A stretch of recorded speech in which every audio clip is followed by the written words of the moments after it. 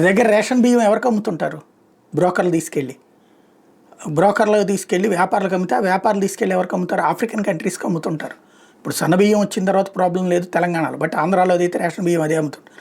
ఓవరాల్గా మన దేశం నుంచి ఆఫ్రికన్ కంట్రీస్ విపరీతంగా డిపెండ్ అవుతుంటాయి. ఆఫ్రికన్ కంట్రీస్లో సుదీర్ఘకాలంగా భారత్ మీద ఆధారపడుతున్నారు. 2022 నాటి లెక్కల ప్రకారం ఎరిట్రియా 99.85% భారత్ నుంచి వెళ్తాయి ఎక్స్పోర్ట్స్.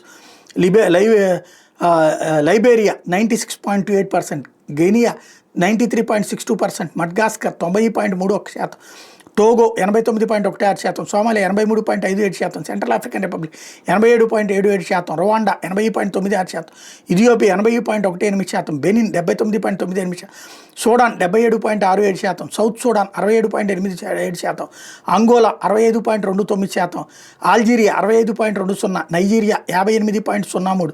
ఇది మన ఫుడ్ పాలసీ రీసెర్చ్ ఇన్స్టిట్యూట్ చెప్తున్నట్టుంది. ఇంటర్నేషనల్ ఫుడ్ ప్రాసెస్ ఇన్స్టిట్యూట్ చెప్తున్న దాని ప్రకారం ఆహార పదార్థాల్లో ఆఫ్రికన్ కంట్రీస్ ఇండియా నుంచినే ఎక్కువ దిగుమతి చేసుకుంటున్నాయి అన్న లెక్కలు చెప్తున్నారు.